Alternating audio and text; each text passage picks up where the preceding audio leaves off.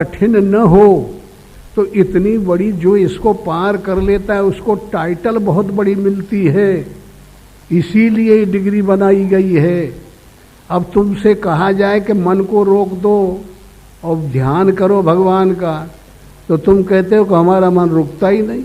अगर एक रोज में रुक जाए तो कौन डिग्री मिलेगी हो के रोकने से। इसलिए जन्म जन्म लग रगड़ हमारी, बरौं समुनत रहो कुंवारी। जिंदगी जिंदगी रगड़ होती रहे, हम मन को रोकें और मन भागे, हम उसे रोकें और फिर वो भागे, फिर रोकें और फिर भागे। यही तो है राम रावण का युद्ध, यही तो है कंस और कृष्ण का युद्ध। और कहीं बाहर से कोई चीज आई है या कोई चीज थोपी जाती है, यही कहानी तो है वो। देखिए कितना भारी युद्ध हुए, कितने बड़े यंत्र और मायावी कला दिखाई, ये सब तुम्हारे अंतःकरण में सब कुछ हो रहा है। और इस माया को समझने का प्रयास करना चाहिए। और अगर नहीं समझेंगे तो किसी का दोष थोड़े देगा, ये तो हमें ही आपको दंड होगा।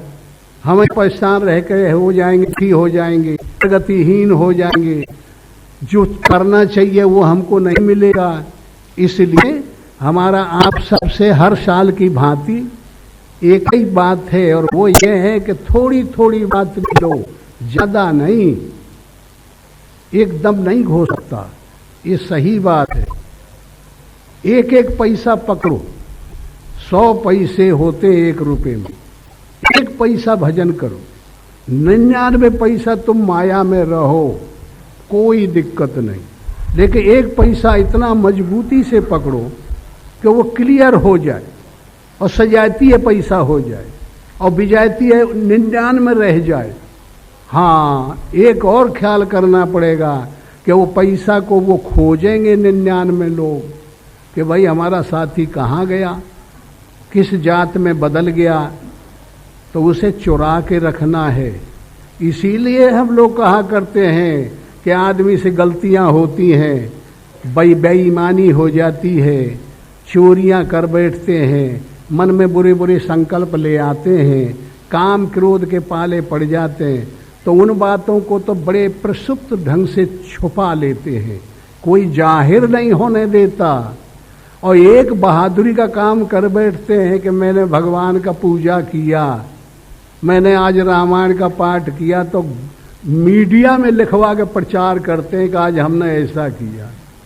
तो जानते हो, दुर्गुणों को बखान करना चाहिए, सद्गुणों को छुपाना चाहिए।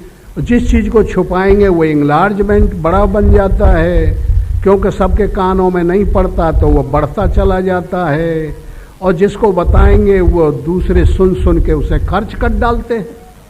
इसलिए कितनी बुरी प्रवृत्ति है समाज में कि अच्छे गुण जो एक भी हो गया तो उसको हल्ला मचा के बताते हैं, चौपाल में बताते हैं, साथियों से बताते हैं, नहीं तो पैसा दे के अखबार में लिखवा देते हैं।